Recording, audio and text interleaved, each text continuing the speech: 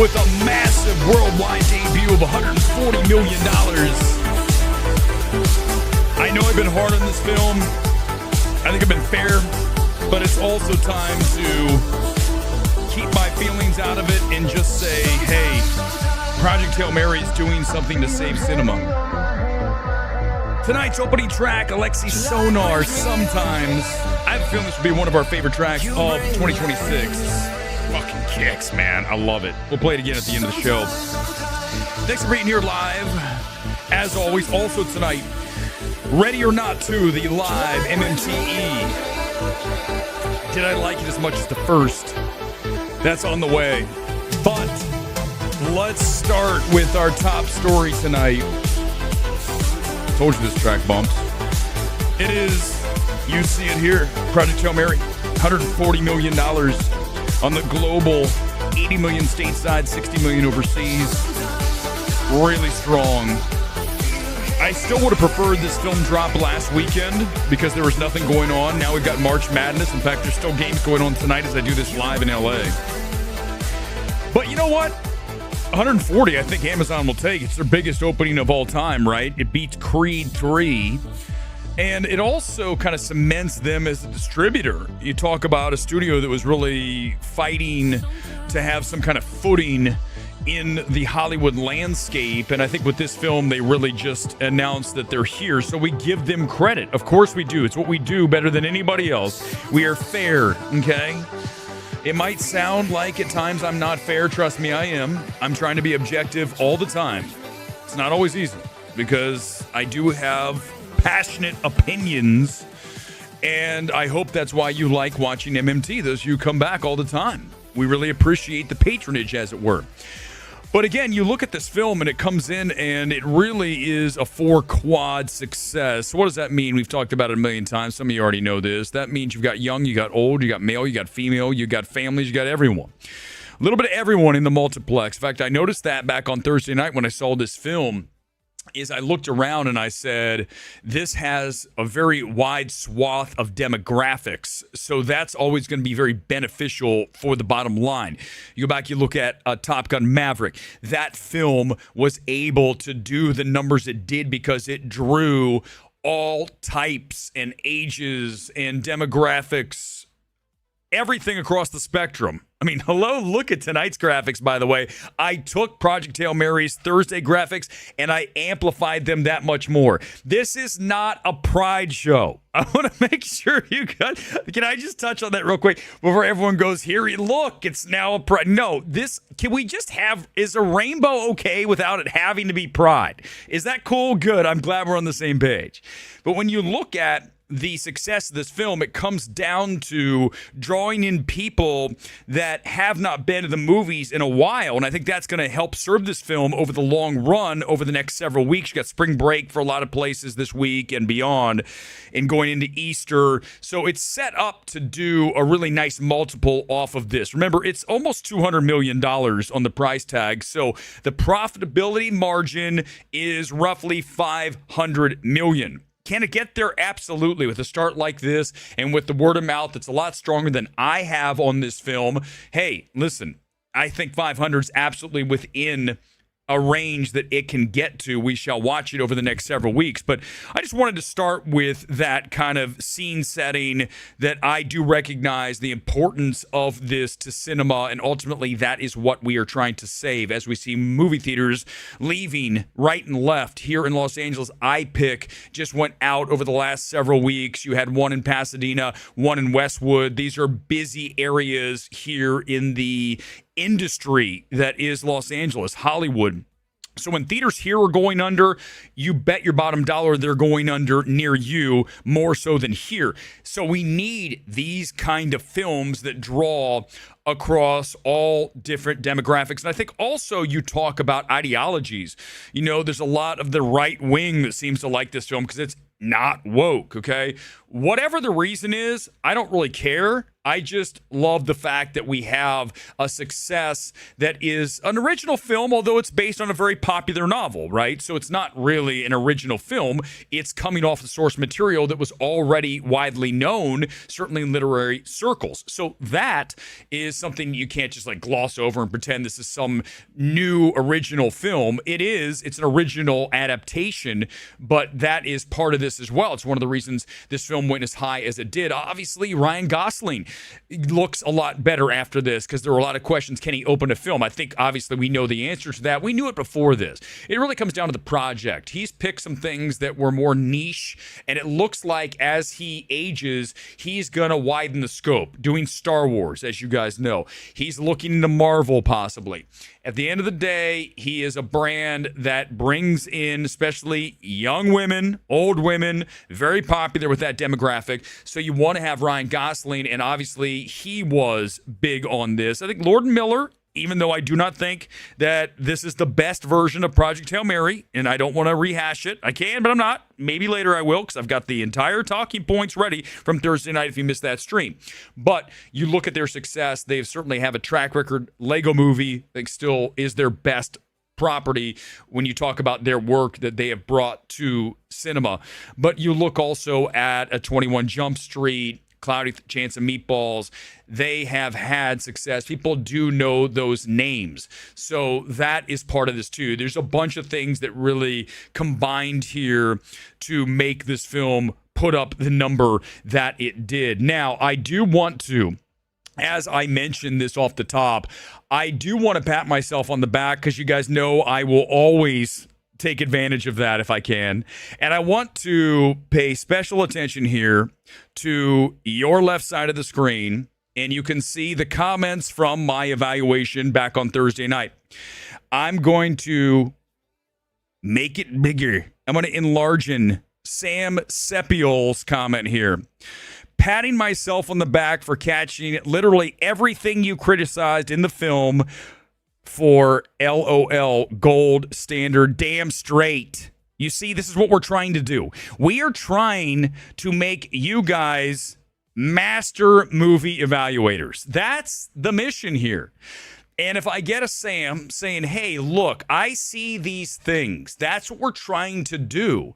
Because ultimately, I want you to go have fun at the multiplex, but I also want you to be a critical thinker, not just when it comes to movies, but in everything in life. Do not just accept the given line from the party, the propaganda that's served to you. I ask you to always ask why, what. Just figure it out without having it spoon-fed to you. And I think that there's a way certainly to watch films where you are still being entertained, but you're also looking for things. It's that multiple juggling thing, right? We talk about the magic eye all the time.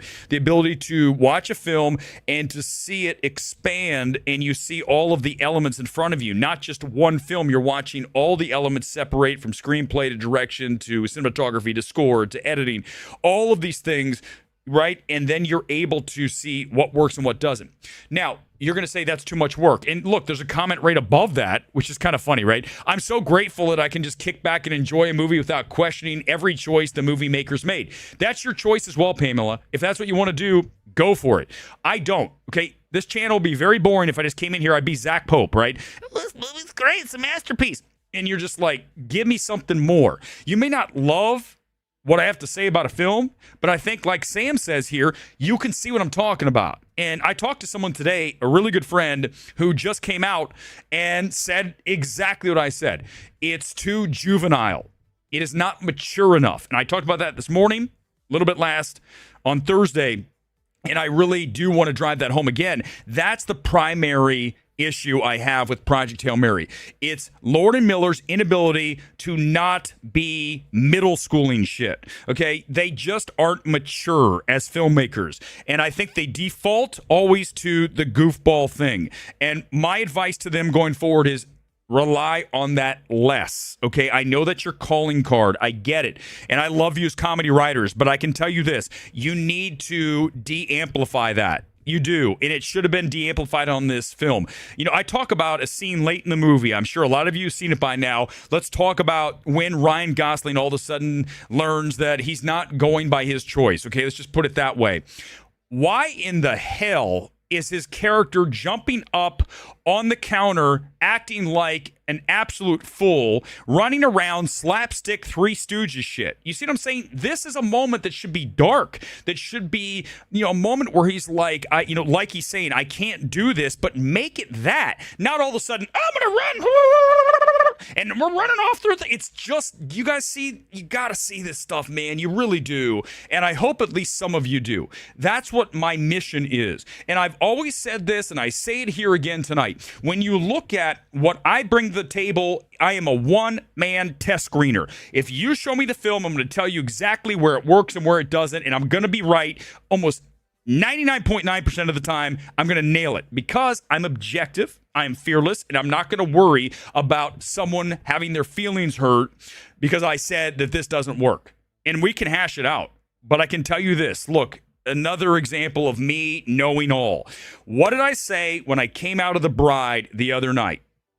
I told you if I watched that film in a test screening, the second it was over, I would say we are bat-girling this son of a bitch film. It is gone. It is never going to be seen by anyone. This is going to be one of the biggest disasters in history. I told you that the night I saw it, before the box office came in, and I would have said we're never showing this to anyone, and we're going to cut our losses at 90 million. Okay, and here's what we can do. We can do that tax write-off they did with Acme Coyote, they did with Batgirl. There's a way that the studios can use that as a tax write-off, so actually you're not losing nearly 90 million. But by releasing it, okay, you spend all that money in P&A, in the prints and advertising, as it were, right? You have to sell the film. They spent 50 million on selling The Bride. That film, by the way, if you missed this morning, Midnight Movie Money, $23 million globally. That means this film will lose $150 million. They can say 90 all they want, but if you go by every known metric that we've ever talked about, and even Hollywood acknowledges, it is a $150 million loss. Do you want to lose 90 plus tax credits or 150? Do you see? This is what I just saved you $60 million minimum. And yet they won't bother picking up the phone. They won't bother hitting the DM. They won't bother emailing me. And this is the issue. I'm here to help you. And you're not taking advantage of the lifeline. And yet you're going to listen to all the shills out there who tell you something's great, like The Bride, when it was an absolute abject disaster and needed to be said so. Okay, let's do this too while we're on this. Let's continue and let's talk about, oh yeah, he's back. It's, well, I don't know if we've ever made him the shill of the week, but guess what? Our shill of the week is Scott Movie Mantz. This is going to be a fun one because you're going to say, you know what?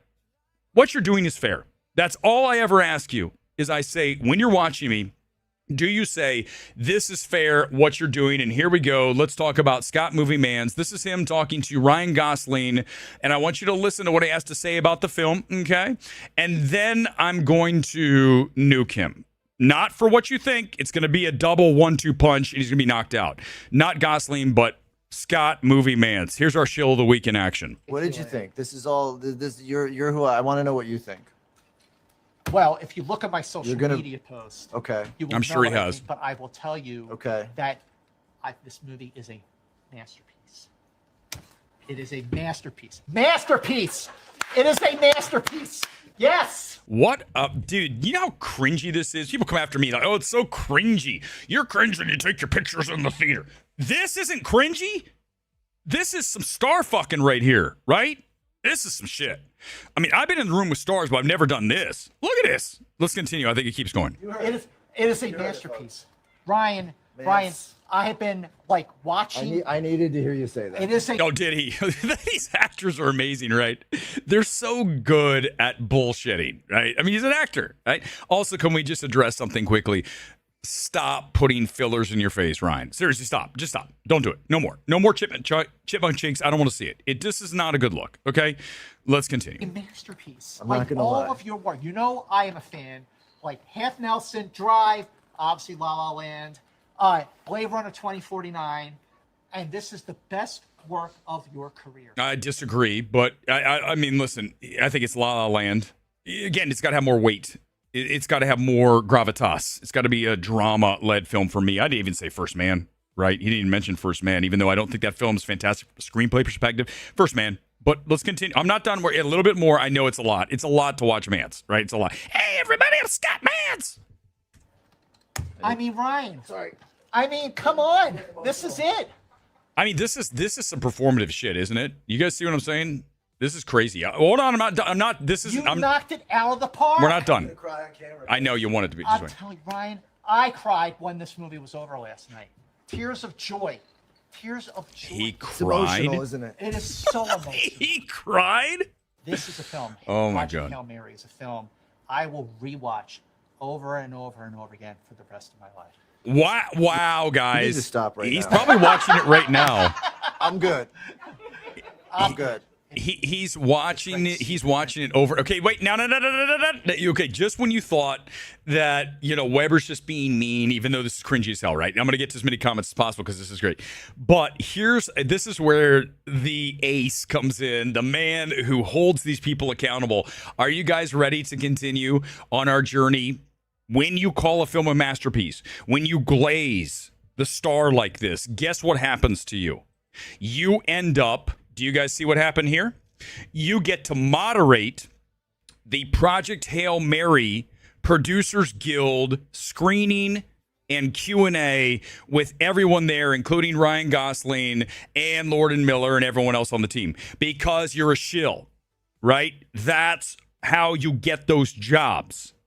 Do you think that they would ever, first of all, they never asked me in the first place, but if they did, after I did my evaluation the other night, would they invite me? No. So part of getting these jobs that Mantz lives for, right? Obviously he makes money from it. I mean, I'm not going to fault him for that. Good for him. He's monetized that. He's also monetized shilldom because being a shill pays. And here it is. He's getting paid to moderate this thing because he's saying it's a masterpiece.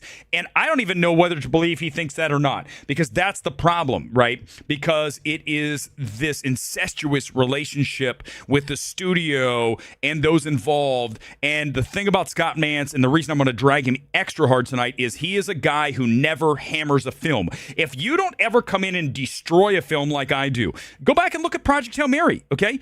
I have detonated that film repeatedly, and I've told you guys my reasons, okay? And here's the thing, is I don't ever see that from him. I have never in my life seen him say anything that brutal about anything. That's not even Babylon Boza for any of that. Never. It's like, you know what it is for him? Here's what Scott Mantz would say. Well, it's not really for me, but I can understand how other people. That's how you couch it, right? And that is why Scott Movie Mantz is our shill of the week. For this very reason. And by the way, I'm sorry, I'm not done. I'm not done. There's more, because it's not just one Q&A that he hosted. It's multiple Q&As. Hold on. I think I have him blocked and he has me blocked. I don't want to read his stuff. Okay. There's this. Here's the Producers Guild. I think he says round 2. Round 3. Okay. So this is what happens. You get jobs because you shill.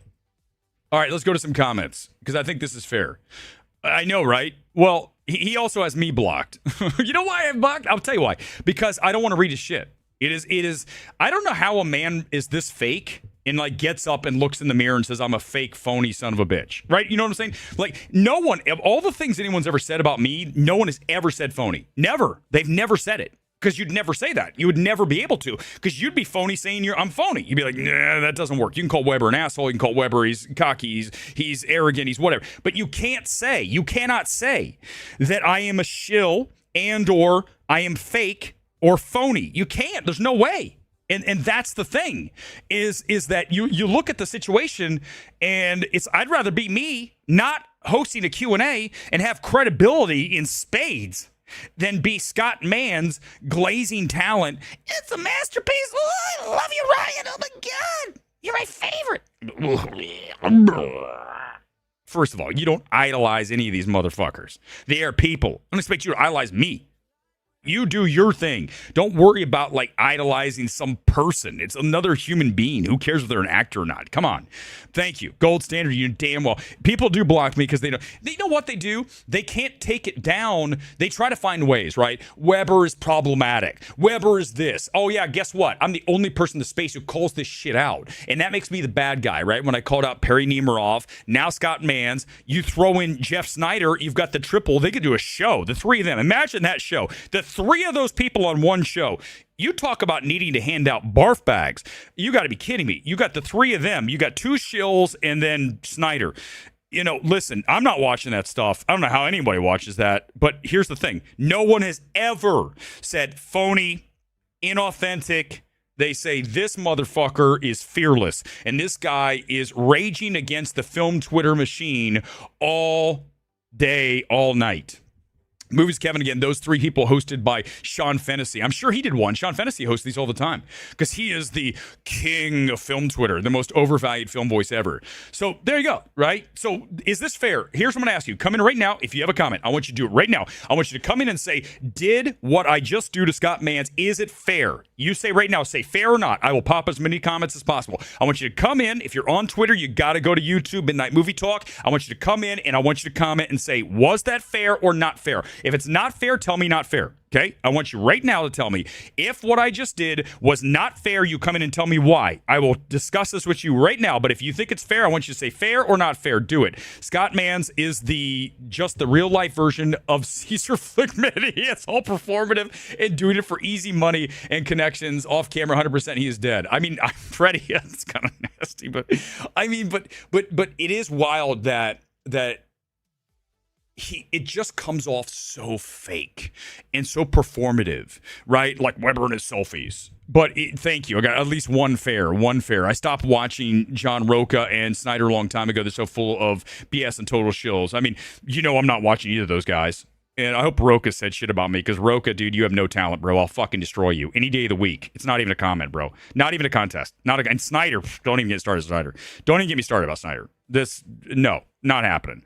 So I'm not worried about either of those two guys because at the end of the day, neither of them could do what I do. No, neither one of them could step into this show and do what I do. Not even close. Why do you think they have to have their little buddy there? Because they can't handle it on their own. I don't need anyone else. I got Menzel when I need him. I don't need him all the time, right? The jokes in Project Hail Mary weren't even that funny. The audience was laughing along, and I was thinking, was I supposed to laugh at that? Safik, I know. I told you when I watched the movie. Again, I'm a huge Lord Miller fan. I think you guys just saw when I pulled that up. Lord still follows me. Did you guys see this? I mean, I can't believe he does. I like Phil. Phil's awesome. But I have raged pretty damn hard against that film. And here's the thing, right? Hold on. It's right here. Let me see if I can find it. It says that I think it said that he was following me. He might stop following me right now. Here we go. Look, there it is. There it is. He actually is following me. Do you see this? There it is. Can you guys see it? So, listen, credit to you, Phil. I'm a huge fan. I'm not a fan of what you guys did here. I wish I could have seen this film early and said you need to tone things down. And I know it's a big success. And what I'm saying, you're just going to laugh at and go, ha, ha, ha. But I'm right. I'm 100% right.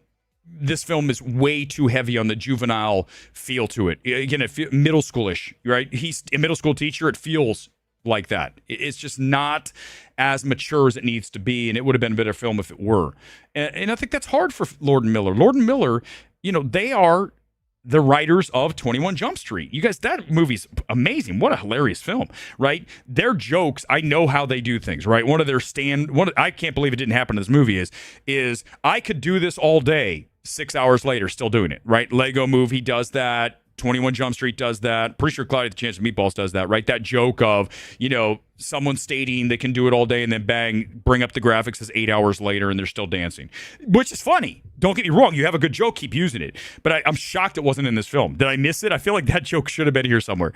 But credit to Phil for still following. I don't dislike Lord and Miller. I just don't think this film is nearly as good as it could have been. And I wish I would have had a say in it. I mean, I know Weber, how do you deserve a say? Because I've only been doing this for how long now? 4 years on the stream. I've been doing this for over 10 years. I'm very good. There's no one in the space better. Sorry. I know some of you don't like hearing that. It's too bad. The 21 Jump Street TV show as a channel on YouTube. Really. Listen, wow, man. I'm a huge fan of the old Johnny Depp and Richard Grieco. You kidding me? 100%. Richard Grieco, remember Booker? Right? I watch Booker. Luis, good to see you. PHM's Another Sinners. The film might be very flawed. It's a massive spectacle that will be the biggest success story of the year. I can't argue. I mean, it's going to be an awards film, too. I think Variety had a piece this week saying, oh, they need to push this film. Dude, they're already doing PGA screenings. What are you talking about? You don't do a PGA screening, Producers Guild of America, if you don't think it's a best picture. They're already getting this set up a year out. As we know, the Oscars just ended. So you look at this situation and you just say it's another, yeah, I agree. I think, you know what? Ooh, which is better, Sinners or Project Hail Mary? I just think they're both hellaciously overrated films. I really wanted to love this film. I just don't. And look quickly. Let me just go through, because I know some of you weren't here on Thursday. Just quickly, I'm going to gun through all my issues with the film. I have it still saved here from Thursday. I've got all the thumbs up and thumbs down.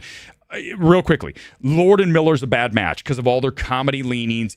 Leans way too far in the juvenile direction, okay? I don't like the structure of this. I don't care if the book is how it's structured. I do not like, we start on the spaceship with him as Jesus. I want it in the classroom. I want it linear. I would rewrite the entire thing. I don't care if the book, it doesn't work. It does not work like the book works. If you guys tell me the book worked, this does not work. It needs to be linear or more linear. I definitely believe that. Gosling, I can take him or leave him here. He's doing Gosling, right? He's doing the awkward kind of goofball thing, even though he's super handsome, in great shape. He's got his veins in his arms in this movie, but yet, guess what?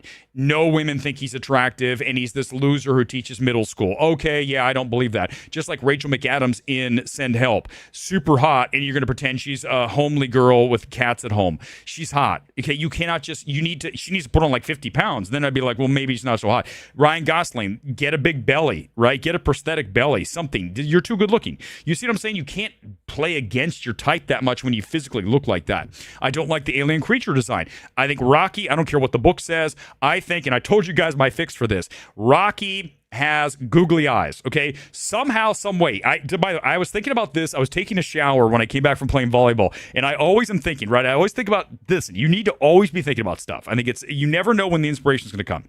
Here's what I've got for Project Hail Mary. I want you to hear me out. I'm going to make Rocky better right now. Please listen to me. This is very important, and you can see how I can now be a script doctor. Okay.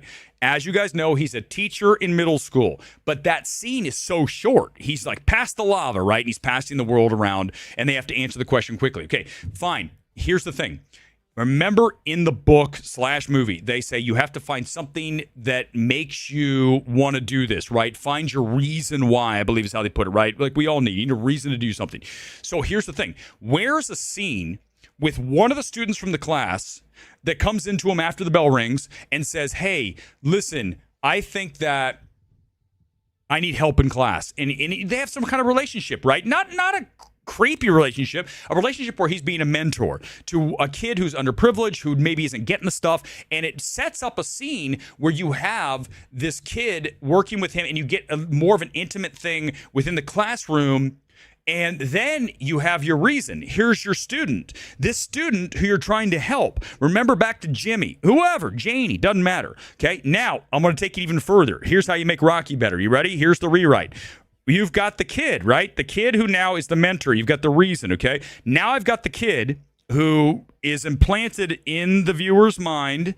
And now you have that reason, but also let's have the kid, because he's an innocent kid. He's a middle school kid. He's a 6th grader. He hands Ryan Gosling a handmade card that is some kind of goofy representation of the world with googly eyes. Okay, now just hold me out. Hear me out.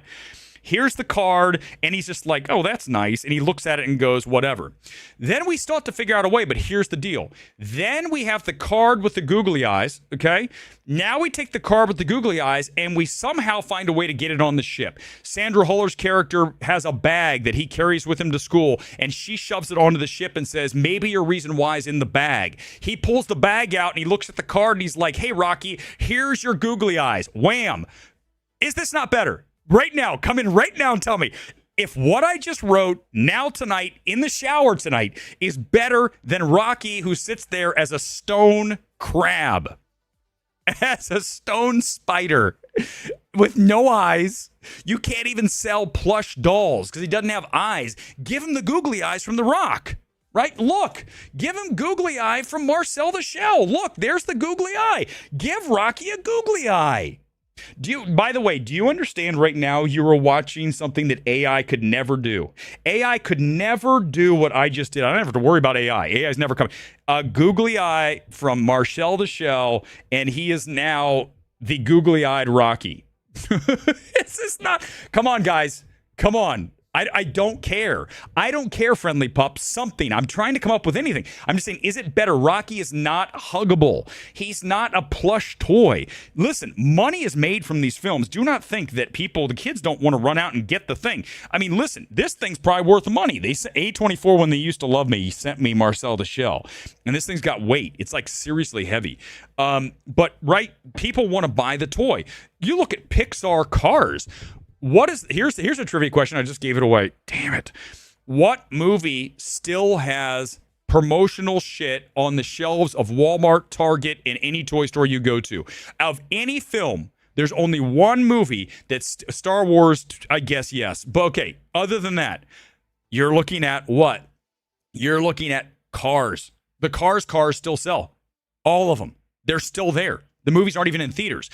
Do you see what I'm saying? Licensing and selling that shit. So you got to give Rocky a look that someone wants. You cannot make him just a stone shit. Thank you. Exactly. See, Kevin, do you see what we're doing here? We are literally making everything better. I'm making these motherfuckers money if they'd listen. Do you understand how frustrating this gets? Do you get it? You guys understand that everything I've said here tonight is money. I am giving them money, but instead I get nothing. They're like, they'll sell. I mean, they could sell Sandra Holler plushies. Oh my God, that's good. But yeah, right. It's part of it is selling your shit, hawking your wares. I mean, Disney loves to do that. Pixar. I'm sure there are Hopper's Beavers at the stores right now. That film's done pretty well, 250 million or so worldwide. But you talk about a runaway smash, Zootopia. I mean, I imagine they sold some plushies for that. But you talk about selling Rocky. It's family film. Why? No one wants a Rocky. If you gave a kid a Rocky, they'd be like, I don't want this fucking thing. What is this shit? This is a stone spider. It's creepy. But you give your kid that shit and the kid scream middle of the night, wake up. Oh my God, it's the thing from fucking Alien. It's on my face. I mean, literally, that's what Rocky looks like, right? It's which I think they allude to in the movie, right? The joke. I think they did. Like I said, I was so tuned out half this film. I just was not into it. But you look at that ability to turn it into something at home for the kids, and they just missed it. You saw a Wall-E toy. They still selling Wall-E? All right. I'm sorry. Well, it won't sell at all now because it doesn't have googly eyes. It needs to have eyes. Your character, your alien has to have eyes. Like, who's at Amazon? I mean, I have my shades on. It's Sunny Night's shades. But here's the deal, is that you have to have eyes. It's the window of the soul. Like, I mean, what creature? Look, this is the moose from Lord and Miller's Mitchells versus the Machines. Does it have eyes? It has eyes. Does Marcel the Shell have eyes? It has eyes. Okay. Does Wolverine from Secret Wars 1984, my figure, have eyes? He has eyes. You see, everything has eyes. Not Rocky. Rocky doesn't have eyes. Do you understand? This is why AI could never do my show. Could AI ever even write what No, because I don't even know what I'm going to do. I have no clue. Let's keep the show moving. I'll come back to this. That was a lot. That's like a half an hour. I did 33 minutes of just yammering and stammering about Project Hail Mary. I want some love right now for this. I don't need two people. I am two people in one. I am four people in one. I am an entire row of Hollywood squares in one. Okay, here comes the MMTE. Let's do it. I haven't done one tonight. It's time for a film that I thought I'd like a lot more than I definitely did not. It is Ready or Not 2. Here comes 30 seconds of it, and then we'll get into why I do not like this film nearly as much as I did the first time. What a shame, because I was stoked for this, and yet here we are tonight. Here comes the MMTE. Let's do it. What happened to you? In-laws. Think of this as double or nothing. This Friday, experience the most outrageous, bloody, unhinged, diabolically twisted movie of the year with an ending you'll need to see to believe. Who said all this? Hold on, we're going to find out. Give me a second. There's no other way. Ready or not. They didn't even say who said that. Wait a second. Hold on. We're going to do the evaluation, but hold on. Here, the quotes are here, right? But it doesn't even say who said that. What? Did the studio just write this shit? Is that what we're up to now? We're just literally diabolically twisted. Right at the end, it's always got to say who movie of the year right there. Do you guys do you see anywhere on the screen right now? Do you see any name or publication? Wow, Disney really going low here. An ending. Let's hold on. The ending. Yep, here we go. Hold on. You need to see to believe. It should be right here. Nope. Nothing attributed. Continue. And then we got Ready or Not 2. All right, it's not there. Weird. Okay, let's talk about this film. The fun's gone. I really had fun with the first one, right? And it just because, like everything, the first time you experience it, you're going to have that original, as I like to say, virginal thrill of it, right? And now that you've done it and you're kind of rehashing so much of it, and turning it into this John Wickian kind of thing with all these evil families coming together to try and kill her and now her sister. So now we got 2 final girls, all this shit. The fun's just gone, okay? But here's the takeaway that this you're not going to get from anyone else, and I think it's important we talk about this all the time. Light films, dark films. Do they emit a light or a dark feel? This is a very dark film, and I mean it's got Satan worship. It's got plenty of moments where they're like, hail Satan. And it's like the first film didn't do that. We knew they were bad. We knew they were demons. But I don't recall them walking around saying, hail Satan. What's going on here? Like, what happened to, I hate calling him this, radio silence. It's the dumbest shit I've ever heard of, right? I mean, imagine coming on here. I'm going to start calling myself, I'm going to think of something good, better than radio silence. Radio silence. These 2 guys, man, they're really proving to be very overrated after Scream and now this. But right, hail Satan. And then there's like a sacrifice at the end. You can see it there, right? The devil horns and shit. What am I watching? What is this shit? You talk about Hollywood pushing all this crap. This film really feels that. And I understand they're trying to say that it's there, it's bad, and we're going to take it down.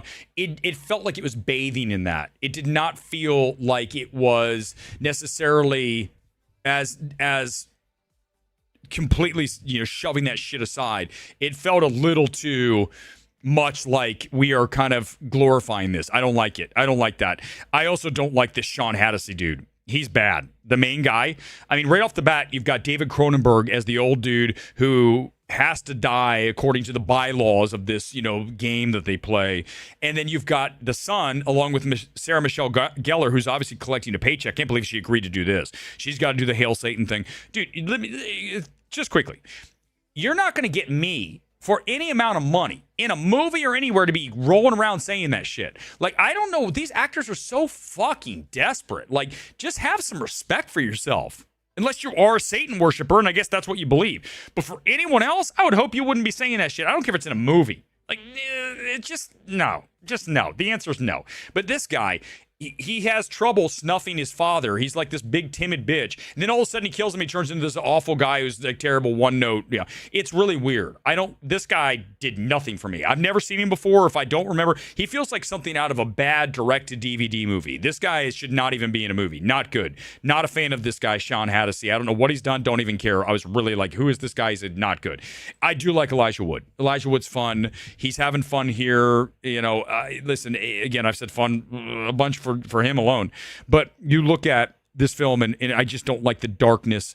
I don't like the fact that it wasn't much fun. And I think it leads, they kind of go together, right? The fun is diminished by the darkness.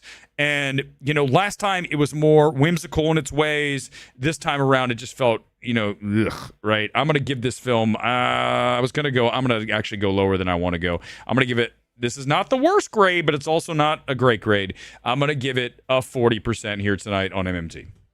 So, yeah, this is not a film that I recommend you go check out. Let's do a couple of comments here off of this. Hold on, let me roll back down to the newest ones. Elijah Wood's the best thing in a cash grab sequel. I mean, right? Yeah, again, it's over and over. It's so much of the Hail Satan. I get it. And then the ending where they all jump in the pit. It's just so, right? I did not enjoy any of my time watching this film. I mean, from maybe the very beginning, but then once it twists and you got Sarah Michelle Gellar and that other clown, you got them walking around and just doing stuff that's just all just nasty. You got him beating up women and taking like great glee at it. It's just not the kind of thing I want to watch. You know what I'm saying? And I've talked about this before. You talk about Terrifier 4. I'm not watching Terrifier 4. I didn't like Terrifier 3. I don't like how it makes you feel. I don't want to, support a film that features their villain slash hero, you would argue, about Terrifier. Here comes Art the Clown in to slaughter a kid in his bed, this young kid. This is not what I want to watch. Again, I just wouldn't put that stuff in the world. It wouldn't happen. I would never. The script we wrote, which, by the way, is very good. I've said this a million times. It just is not a film that's ever going to make a lot of money, but is very, very smart. I think it's funny and very human. I would never write a film like Terrifier. I'd never write a film like Ready or Not, even if I am riffing on that and saying that this exists. It just isn't what I want to do. I mean, I give credit. Listen, Project Hail Mary is definitely a film of light. I'll give it that. That's not my problem with the film. I think across the board, that is a film about hope, about humanity, all that stuff. No question about it. But yeah, so you understand. I mean, I'm allowed, right, to say I don't want to see something. And at least I'm honest about it. At least I'm telling you my reasons I don't like it. And if you like it, fine on a film like this. If you want to, wallow in the mire, that's up to you. It's not for me. Again, yesterday afternoon, I was like, I just wasted time. Between Project Hail Mary and Ready or Not 2, I've had 2 bad experiences in a row. Project Hail Mary, I think that runtime alone is punishing, right? 2 hours and 36 minutes, too long. That film is way too long. And, you got to earn the runtime. And that film has so many problems with it that I don't think it does. Obviously, we've talked about that. But Ready or Not's also overlong. It should be over in like 80 minutes. Every side character in the movie is exactly the same. Yeah, they are. They're cartoon characters, and you can't root for any of them. They're just goofy, and they say dumb shit that it's supposed to be funny. It's not. Like that, the brothers, right? Who the one has the mask, and the other guy who's this total wuss. He doesn't want to fight. That whole thing, that gets old. The whole thing's not good. I mean, I think it might be time to just say Radio Silence were a one-hit wonder, Ready or Not. Because Scream was awful. Their Scream was terrible. And what else have they done? I'm forgetting. There's probably something else in there. But, it's another example of these directors who get all this hype. Go back to Zach Cregger. We've talked about it a million times. When did Zach Cregger become Hitchcock? When did that happen? Did I miss a film? Because every time we talk about Zach Cregger, we're talking about him like it's Alfred Hitchcock or some shit. Here comes the next. What? We had Barbarian and we have Weapons. Both of them hellaciously overrated. I like Barbarian more than Weapons. But why? Why is Zach Cregger this, like, it feels forced, right? I don't like things that are forced. They got to be natural. They've got to be organic. And I will say this, Project Hail Mary and the love that it seems to have seems organic. I don't agree with it, but it doesn't, aside from Mann's shilling for the studio, it doesn't feel manufactured. And I think that's cool. Again, at least I'm being honest. Why didn't they get Michael Giacchino? Pemberton, I would agree with this. We talked about it back on Thursday as one of our things. I didn't bring it up. I kind of stopped at all those reasons that I had it on there. Pemberton was thumbs up, thumbs down. Sometimes it's good, sometimes bad. I don't think, I think Daniel Pemberton is definitely going the way of an overrated conductor. I really do, as a score, as a composer. You just look at, I would definitely not have him in my top 5. I would have a Rob Simonson in there before. Rob Simonson's made some really cool films. I believe he was in Bomb the Bass. You guys remember that? I love 80s electronic music. It was, Bomb the Bass was an offshoot, kind of like a Mars kind of thing, Pump the Volume. Bomb the Bass, if I'm not mistaken, that was their hit. They had a couple other hits, but I'm pretty sure he was tagged in with that. He's cool. Listen, anytime I'm hiring a composer, I'm going to hire an electronic artist of some level. I would go grab someone, a lot of the stuff I play, there's a lot of really talented, and I think they can do ambient stuff too, or more like, orchestral kind of things for a composition for film, for a score. And you talk about some of the guys that are out there. There are quite a few that I would take a chance on because you kind of know what you have in a Pemberton or a Desplat or a Lorne Balfe. I'm rolling the dice on composing. I'm going to pick someone I think has talent. I'm going to say, Cook, give me something that I wouldn't expect. That'd be the note. I would say that for virtually any movie. But I would say, give me something a little bit unobvious, because that's going to make things more interesting for my film. We always bring up Social Network whenever I say that. Reznor Ross, right? That choice, those choices. I knew within seconds when I watched that film and he's in Harvard Yard and you get that ominous piano, the single notes. I'm like, this is some good shit. This is not normal. This is not what you normally would do. But because Reznor Ross knew that they just had that artistic singular vision, it worked, and it makes the film, it elevates the film. So yeah, to your point, I agree that it's 100%. Cregger is not Hitchcock. Jordan Peele almost was until Us. I mean, listen, it's the same thing, right? Weren't Peele and, Key and Peele, but also Cregger was part of that comedy duo a comedy duo who was big. I feel like, again, this town's built on hype. And Weapons is 100% a film built on hype. It's not a great film. Okay, it's not. I think it's like all these things. They do so much that you think by doing a lot, it makes it good. That's not true. It has to work. I could throw a bunch of shit out there. I call it kitchen sinked, right? We talk about it all the time. If a film is kitchen sinked and the stuff doesn't work and you put too much in and it's like, why are all these things, they're dissimilar, and you're trying to say that it all works, it doesn't. And Weapons is that way. I would argue, certainly go back to Peele. You look at Nope. I like Nope a lot, but there's a lot of things in that film. But Gordy, no. Gordy does not fit in that film. I'm not saying the Gordy scene isn't good. It's probably the best thing in the film, but it doesn't work. Don't tell me it does. No, no, it doesn't. It does not work in the service. It just is. It's like, what the fuck is going on? Oh, well, he had trauma from Gordy. No. You're doing too much. You're doing too much. No. And that's the thing right now. I think when you have a question as to why something's in a film, you instantly are led to believe, well, you're too stupid to No, it's not there. Don't tell me this and that. You shouldn't have to explain to me that much about Gordy. It doesn't work. But again, because we have this now kind of mindset, let's just throw anything in there and people will say it's good because that's what they do. Because the majority of people in the space are just like, oh, well, it's brilliant. Like the AK-47 in the assault rifle, AK-15, whatever it is, in Weapons. Remember when someone asked Zach Krager's like, why is it in there? Well, I don't really know. You lead your own thing. What it's about school shootings? Well, that's weird. Just shows up out of nowhere at the time and is okay. But then the people who like think they know, oh, well, it's there because you shouldn't have to describe it. Should be pretty fucking obvious. It doesn't need to be like, here, this is why it's here, but it shouldn't be like everyone saying, why the fuck is that in there? Oh, it's his, recalling a school shootings. No, it doesn't work. It's weird. It doesn't work. And it's just weird to me how people just go, well, yeah, right? He should know. Exactly. Wouldn't he have a good answer? That was where I thought that I'd get into a little bit of the school shootings. And I thought that, I didn't want to be too heavy handed with it, but I put it up there because obviously we know that assault rifles have been used in school shootings. And I think, whatever. I'm just saying, there's your answer. He didn't even have that. He's like, I don't know. Get Out is Peele's finest. Surprised you don't. Luis, I don't like it as much. I actually am more of a Nope guy. Get Out, listen, I almost want to rewatch it. I just remember watching Get Out thinking, this is the hype, because I saw it after the hype train had left the station. So when I finally saw it, I was like, this is not nearly what I've been told. But, look, you go back to Get Out and you look at all the things that we're at now. That's where we started. We started with all this hype. And it feels like all this stuff is just thrown at you and you have to believe the propaganda. And I will not. I will not believe the propaganda. I will make my own decisions and you will not be able to stop me. Like, these people are just crazy how they just think they can just push propaganda and we're all supposed to go, okay. Oh, can I also say this real quickly? Back to Project Hail Mary. Let's just take a moment here. I want to talk about something that's really annoying me, okay? Not about Project Hail Mary, but about the reception for it. Why is the entire right wing,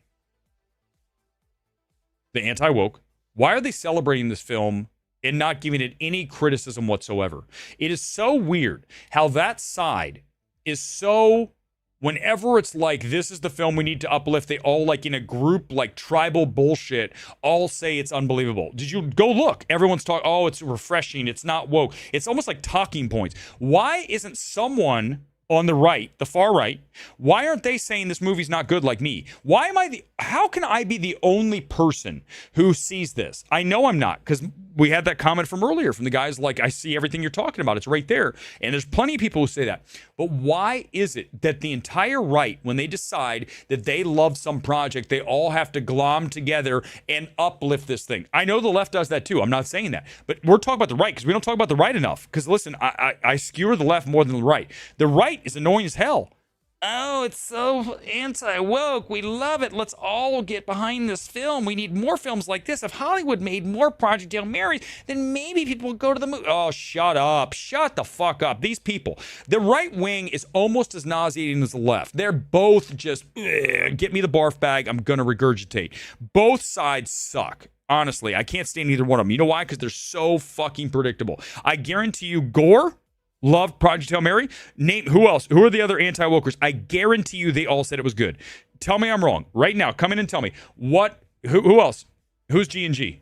Who's G&G? Ollie, tell me. I have no idea who that is. I honestly don't even know. What is G&G? They all got the memo. Exactly, Johnny. You get it. They got a memo about this. And it's like, that look, obviously it's we talked about it. It's $140 million opening. It's the cool thing. Why are they all, that's what I'm saying, Freddie. This is what I'm talking about. Why are they all on this bandwagon? Why? It's like they get these talking points and they can't say anything against the thing. Trump, whatever it is, Iran, Israel, Palestine, whatever it is, you all have to fit into whatever we're saying. It's like fucking middle school clique shit. I have no interest in you right wing or left wing. You all can go fuck yourselves. I have no interest in any of that shit. I have interest in truth. I have interest in objectivity, and that's how it's always going to be. So I'm going to call out the right. Is right now annoying, so annoying. Matt fucking Walsh, that guy. His whole video, that whole movie was funny. I'm not going to argue. It was funny at times.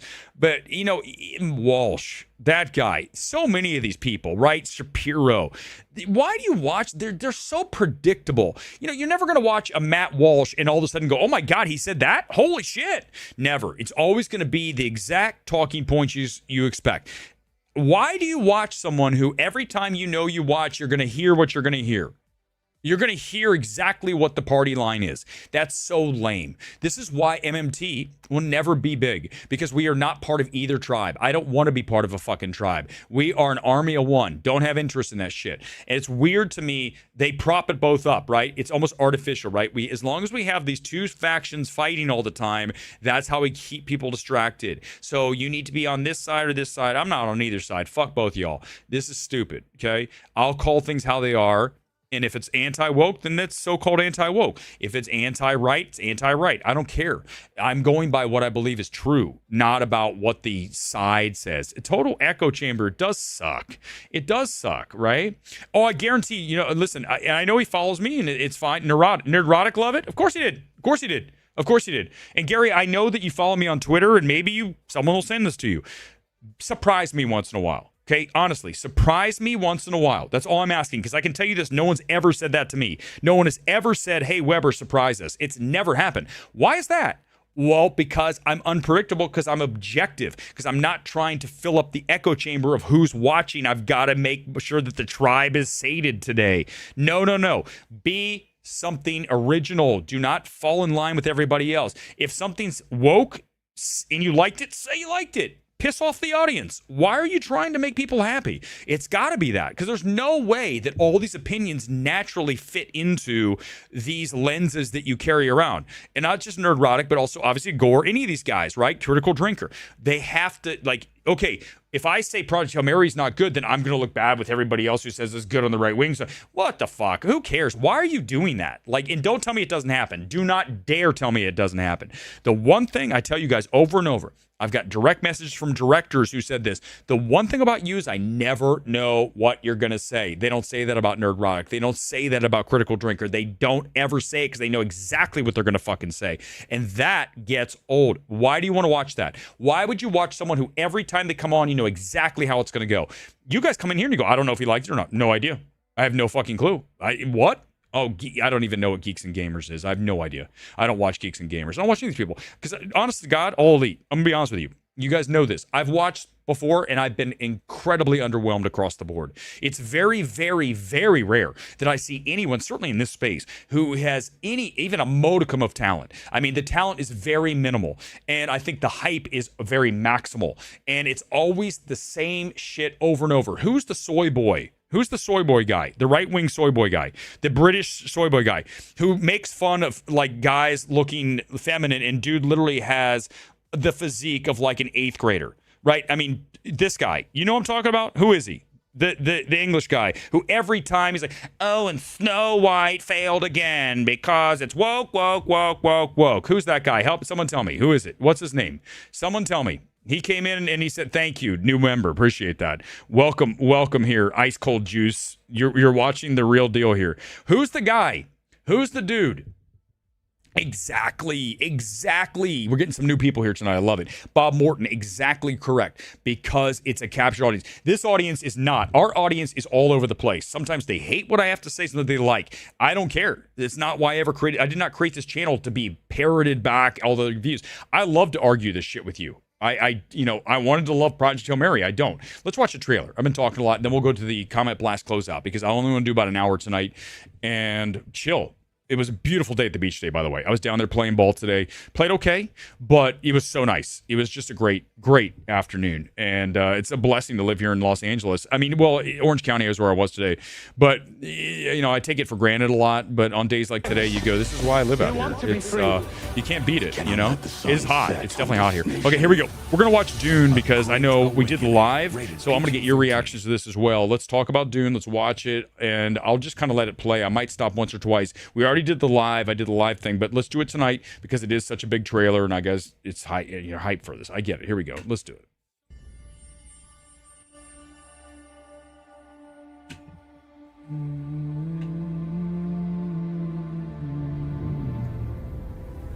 If we have a girl, what will we name her? Her name should be Ganima. She would need to be strong, like her mother.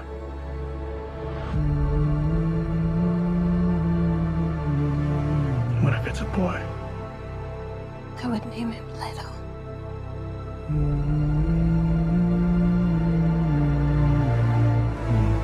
So he would have the wisdom of his grandfather. All right, great place to pause here. So obviously we're doing Dune Messiah, which from all accounts, we talked about this on the other stream the other day, but this is a very hard thing to adapt, right? There's a lot of stuff going on. So Denis has his hands full with this film. We're going to find out if he's able to pull this off. But you look at this film and you talk about the last one at 700 plus million on the global. I mean, that's almost like a break-even point because you're talking about a $250 million film. So, Warner Brothers needs Messiah to at least make about 750, maybe even 800.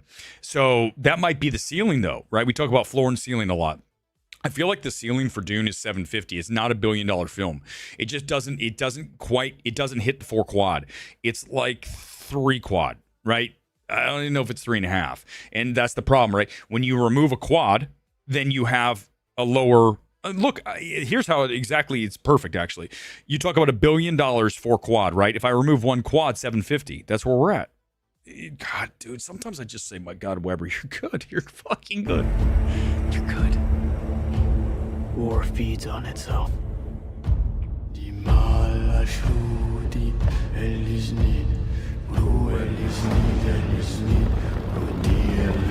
You've got a new cinematographer here, Linus Sandgren, who's worked with Damien Chazelle, First Man, La La Land. I don't know if he did Whiplash. He did Babylon. But, he's certainly a well-regarded cinematographer, and I think some of these shots look very Greg Fraser-y, so I don't think we lose anything there. The more I fight, the more our enemies fight back. But let's also talk about this just quickly, is that even though you have a new cinematographer, and I think we don't discuss this enough, so it's a good place to kind of pause and just talk about for a second. The director is the cinematographer as well. So Denis knows what the shot should look like. So you don't think that he is talking and communicating and tag teaming with the cinematographer.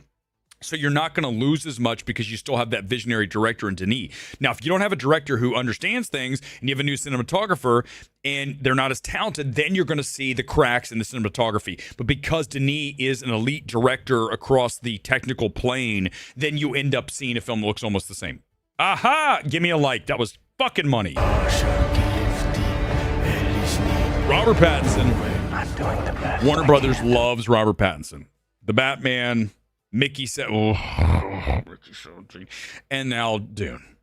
They're in business with our Pat. Protect my family.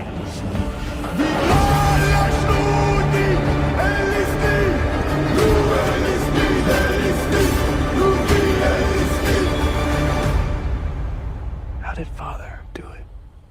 Your father. Oh, can we just pause for a minute and talk about how fucking hot Rebecca Ferguson is? Like, and she's also age appropriate for me, so I don't want to hear, like, you know, when I talk about Elizabeth Olsen, you're like, come on, bro.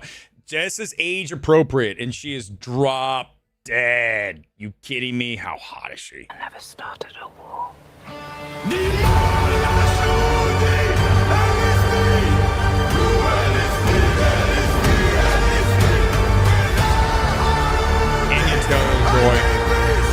The alien, I call her the alien. That's fair, right? It's good to have Jason Momoa back. It really is, because he was a big part of why number one was cool, right? That whole character. What's his name again? Idaho? Is that Duncan Idaho? When you look at his subtraction, he wasn't into much at all. Was it like one flashback? But yeah, number one, that's huge. And Oscar Isaac, obviously from one, that was big for why one's better than two. So now that you have him back, that's good. I'm happy. Because listen, say what you want about Jason Momoa, and you know there's a lot of stuff about he's some weird Hollywood guy done crazy. Okay, fine. Well, okay. I'm just talking about him on screen. He has a presence, right? No question about it. And he adds to the gravitas of the film, sort of the testosterone of the film.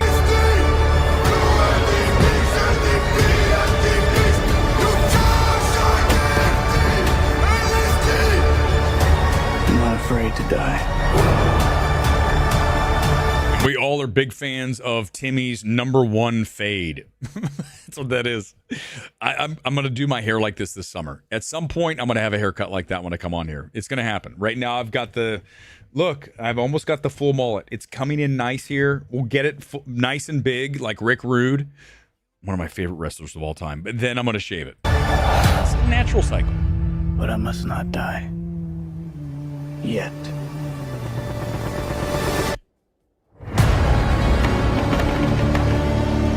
As you guys know, this comes out the same day that Doomsday does. So you've got two massive films opening the same day, and they're both going to demand those PLF screens. What are PLF? Premium Large Format. That's the IMAX, the Dolbys, the Primes, the 4DXs, all that shit, ScreenX. So they're going to have to split those equitably, right? Here's how I would do it. I don't know how we're going to do it when we get there, but because IMAX is kind of the number one format when it comes to the PLF, the Premium Large Format, I would have Dune with like 2, and then I would have Doomsday with 2. Like if he had 4 screenings, because they're both going to be long films. So if there's 4 screenings, and then if it was 5, 1 gets 2, 1 gets 3. The next day, 1 gets 3, 1 gets 2. That's how I do it. Again, you understand, guys, here's what I'm going to tell you. Can you just bring me in?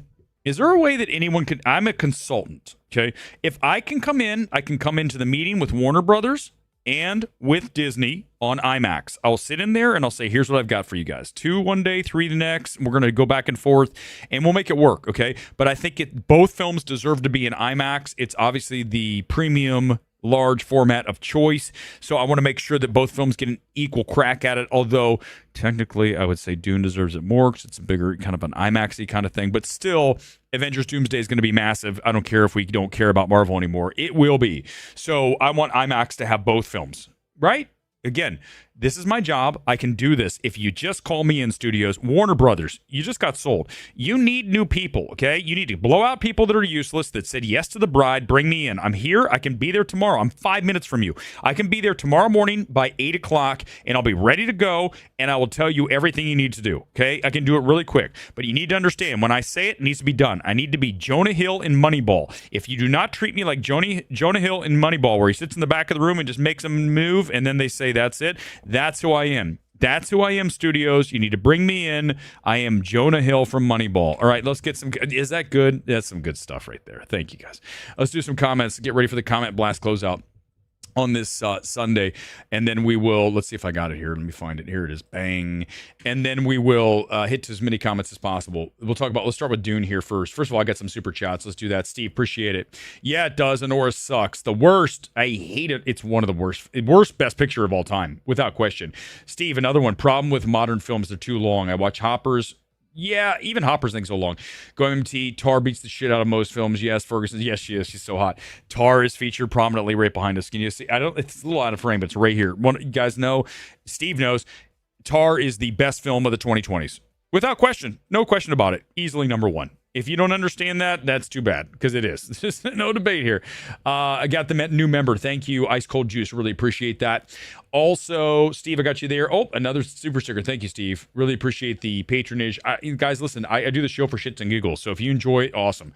I think ultimately our mission is to rage against the film Twitter machine, to rage against the studio machine, and to only approve things that are merit-based. Merit-based, yes, not any kind of woke shit. I don't go for that. Don't go for DEI. I have nothing to do with that. As I said, bring me into a room over at Warner Brothers, Disney, Sony, wherever it is, and someone mentions DEI, I'm going to get angry. It's going to be bad. It's going to be really bad in the room. I'm going to say, who said that? And we're not talking about that. Do you understand me?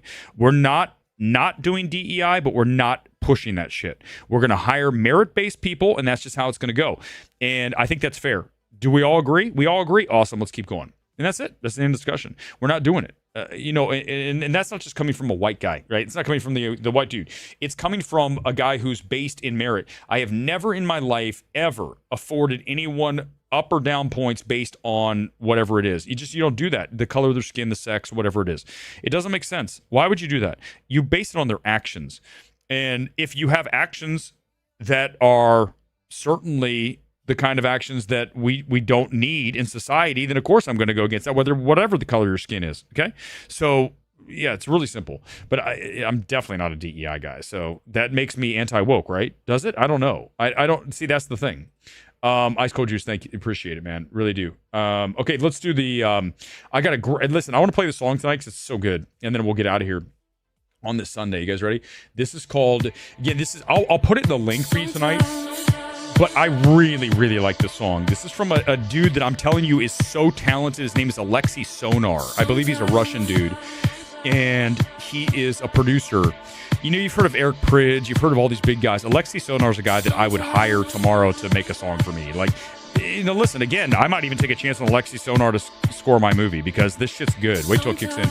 Let's do the comments here on this Sunday night. Thanks for being here again. As always, I really appreciate it. We'll get to as many as possible. I like Sandra Haller, but maybe would have had worked better if she was in space and Ryan was on the ground. Yeah, maybe. I mean, seriously. You guys know, listen, go back and watch my stream from Thursday. If you don't know how I felt about... I almost said MMT. How I felt about Project Hail Mary, then go back and watch my stream on Thursday. Guys, I've gone an hour and 6 minutes. I'm allowed to all of a sudden go, what? Where am I? Listen to that. This is where, if you ask me, what kind of, tunes you hear and you go, I'm getting auditorily erect. It's got the synths. It's got your beats. It's got... Yeah. All right, more comments here on this Sunday, and we're out of here. I think I got to everything. If I didn't, so be it. I don't even care. It's my channel. I'll do what I want. Let's get some more. Some of the comments from an hour ago when I started. Some people I missed. Weapons is awful. I love you. I love you all. You got it. Just ruined the ending. Oh, which one? Who's Mark Mothersbaugh? I have no idea. Is he an anti-woker? But seriously, real quickly, before we go, okay, let's do this. Okay, massive comment. Ready? Flood them now. Is Weber unpredictable? Come in right now. Answer me. Am I unpredictable? Yes or no? Answer right now. Come in. If you're not on YouTube, you need to go to Midnight Movie Talk. Come in and say Y or N. Yes or no. Am I unpredictable? I already know the answer. But I want you to say, am I the most unpredictable person in the film space? Can you do that? Please. Come in right now. I'm not. He said it was quick. I'm not predictable. Yeah, I do. 100% I'm unpredictable. What are you talking about, Coach? Coach, I'm not watching. Listen, dude, I am not watching Deep Focus Lens for you tonight. I'm not doing it, dude. Right? By the way, hold on. You know what? Someone gave me shit the other day. Look, I wanted to show you guys I do have abs. Hold up. There they are. I mean, you guys, I get shit. People go, Weber talks about having abs. Dude, what do you want? What do you want, bro? I just showed them. I mean, you want me to come out here shirtless? Thanks, Johnny. I appreciate it. You never know. Objectivity. Yeah, I need it. No, we're not watching Deep Focus Lens. I will not do it, dude. I will not watch Deep Focus Lens. She's like a reviewer who reviews for the film studies class, not for normal people. But not even that sounds like that's praise. It's not praise. It's definitely not praise. You watch me, you go, I know exactly what he's saying. It's very straightforward. Very straightforward. I'm going to see Ben-Hur. When is that coming up? Is that coming up? Because I've never seen that in movie screen. I've never seen it in a big screen. So I will go if it's in IMAX. Every time I say that, though, honestly, I'll be honest with you, I never go. Like, it's on Monday, and I always go, I don't want to go. I get burnt. You know what? I spend so much time watching everything that gets released now that by the time a classic comes back, unless it's something that I absolutely, like, I've got to see, then, and even then I've skipped. Like, there was something, Tommy, I had tickets to the other night, and I said, forget it, I'm not going. It's just, it ends up being no more than yes. And that sucks, but it's, dude, at some point you just go, I'm done. Deep Focus is the worst kind of film snob. She only has a simp following. I would agree. I said this before. Listen, if I were a female critic, you guys, I would have the biggest audience. They'd be like, this girl's unbelievable. I would have simps right and left. But unfortunately, I'm not. It's really sad. But it is what it is. Thanks for being here on this Sunday night. We'll be back here on Thursday for whatever opens. I have no idea. It's nothing big, right? Something small. We'll talk about that on Thursday. I'm going to take some days off and chill. Maybe go see Ben-Hur. Maybe not. Maybe just hang out and watch old wrestling with Rick Rude as I grow my mullet. Good night, guys from LA. We'll see you back here on Thursday night.